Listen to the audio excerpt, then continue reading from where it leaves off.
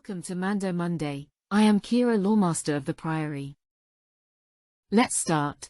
The Death Watch, Kyat in Mando A, was a brutal and fanatical Mandalorian splinter group that emerged from the ashes of the fractured Mandalorian society.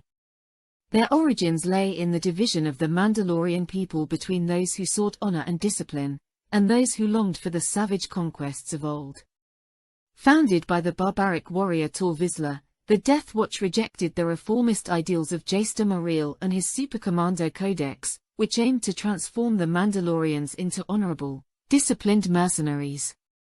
Instead, the Death Watch believed in a return to the violent, raiding traditions of ancient Mandalorian crusaders, with the ultimate goal of galactic conquest.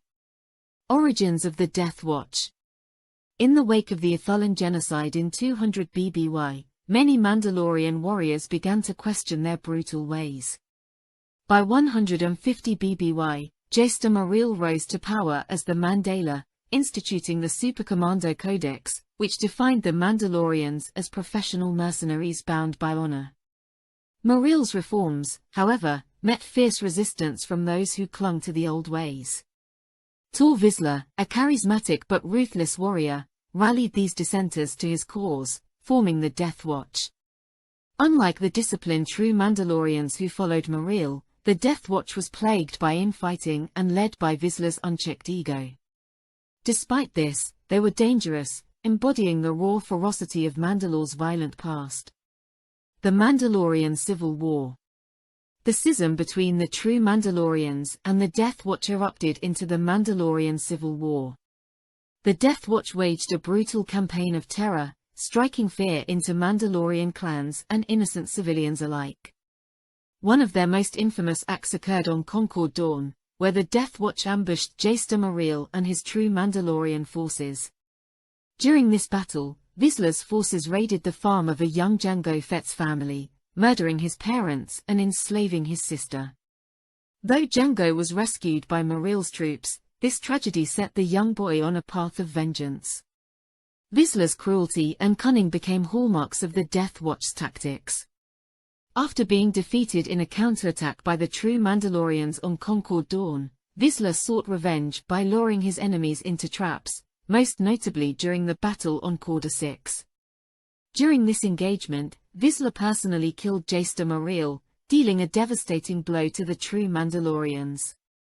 Leadership then passed to Jango Fett, who vowed to destroy the Death Watch. The Death Watch at Gilidran. Around 44 BBY, the Death Watch staged their most ambitious act of betrayal.